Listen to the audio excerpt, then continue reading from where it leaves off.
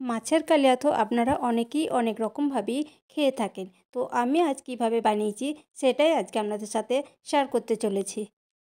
নমস্কার বন্ধুরা, পেটুক বাঙালি চ্যানেলে সবাইকে স্বাগত জানাই। কেমন আছেন সবাই? আশা করি সবাই খুব ভালো আছেন। আসুন তাহলে দেখে নিই আমার আজকের রেসিপি কাতলা মাছের কালিয়া। তাহলে চলুন রেসিপিটা বানানো শুরু করি। কাতলা মাছের কালিয়া বানাবার জন্য আমি এখানে 5 পিস কাতলা মাছ নিয়ে নিয়েছি। আর মাছগুলিকে খুব ভালো করে পরিষ্কার করে ধুয়ে নিয়ে জল ঝরিয়ে নিয়েছি। এখন এই মাছের মধ্যে দিয়ে দিলাম পরিমাণ মতো লবণ, আর রঙের জন্য দিয়ে দিলাম হলুদের গুঁড়ো, আর দিয়ে দিলাম কাশ্মীরি লঙ্কা গুঁড়ো। তো এখন এগুলিকে হাত দিয়ে খুব ভালো করে মাখিয়ে নেব। মাছের মধ্যে লবণ, হলুদ গুঁড়ো আর কাশ্মীরি লঙ্কা গুঁড়ো দিয়ে মাখিয়ে নেওয়া হয়ে গেছে। এখন এটা 10 মিনিটের জন্য ম্যারিনেট করে রেখে দেব। ফিরে এলাম 10 মিনিট পর।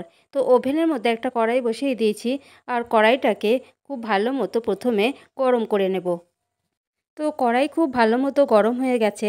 এখন এই কড়াইয়ের মধ্যে দিয়ে দেব পরিমাণ মতো সর্ষের তেল। তারপর তেলটাকে খুব ভালো করে গরম করে নেব, যতক্ষণ না তেল থেকে ধোঁয়া ছাড়তে শুরু করেছে। তেল খুব ভালো মতো গরম হয়ে গেছে, আর তেল থেকে ধোঁয়া বেরোতেও শুরু করেছে।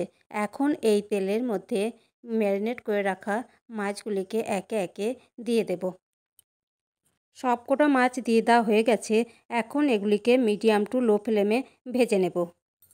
যে কোনো মাছ ভাজবার সময় প্রথমে যদি কড়াইটাকে হাই ফ্লেমে ভালো করে গরম করে নিয়ে তারপর কড়াইয়ের মধ্যে তেল দিয়ে আবারও তেলটাকে হাই ফ্লেমে গরম করে মাছ দেওয়া হয়, তাহলে কিন্তু মাছ একটুও কড়াইয়ের মধ্যে লেগে যাবে না অথবা ভেঙেও যাবে না।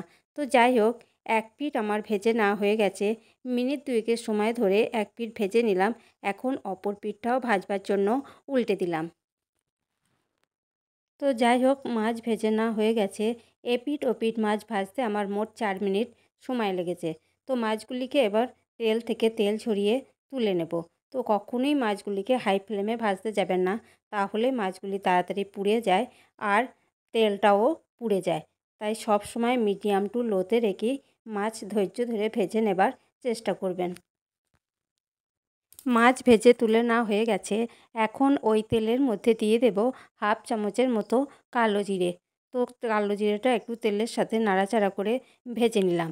তো তারপর দিয়ে দিলাম একটা বড় সাইজের পেঁয়াজ বাটা। তো পেঁয়াজটাকেও ওই তেলের মধ্যে দিয়ে দিলাম। এখন পেঁয়াজ আর কালো জিরে ভালো করে ভেজে নেব। পেঁয়াজ ভেজে নেওয়া হয়ে গেছে।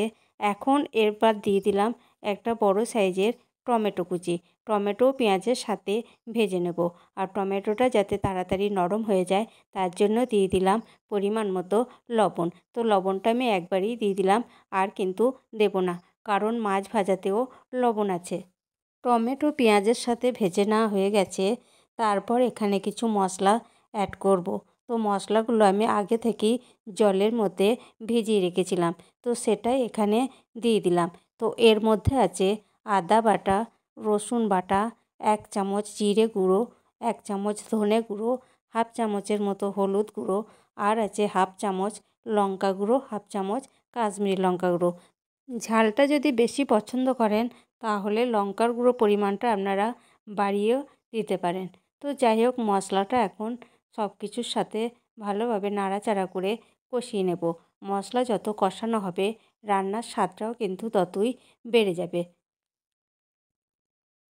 যেহেতু মশলাটা আমি শিলের মধ্যে বেটেছিলাম, তো শিল ধোয়া জল দিয়ে মশলাটাকে আবারও ভালো করে কষিয়ে নেব। তো আগেই বলেছি, মশলা যতবার জল দিয়ে দিয়ে কষানো হবে তার রান্নার স্বাদটাও কিন্তু দ্বিগুণ বেড়ে যাবে।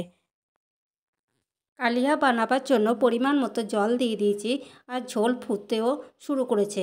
এখন এর মধ্যে দিয়ে দেব স্বাদ অনুযায়ী অল্প একটু চিনি, আর দিয়ে দেব 2টো চেরা কাঁচা লঙ্কা। তো তারপর একটু নাড়াচাড়া করে চিনিটাকে গলিয়ে নেব।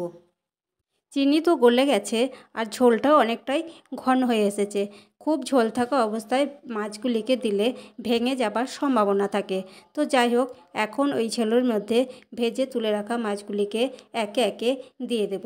তারপর একটু নাড়াচাড়া করে নিয়ে মিনিট খানেকের মতো ফুটিয়ে নেব। তারপরেই রেডি হয়ে যাবে কাতলা মাছের কালিয়া। বানিয়ে নিলাম কাতলা মাছের কালিয়া। তো আমি এখানে আর কিছু দিচ্ছি না। অবশ্যই আপনারা এই সময় একবার নুন ঝাল মিষ্টিটা চেক করে নেবেন। তো এর থেকে আর বেশি টানাবো না। এখন এটাকে কড়াই থেকে নামিয়ে নেব। তো কেমন লাগলো আমার এই রেসিপিটি? যদি রেসিপিটি ভালো লেগে থাকে তাহলে অবশ্যই লাইক, কমেন্ট, শেয়ার করবেন আর চ্যানেলটিকে সাবস্ক্রাইব করে পাশে থাকবেন। ভালো থাকবেন, সুস্থ থাকবেন। ধন্যবাদ।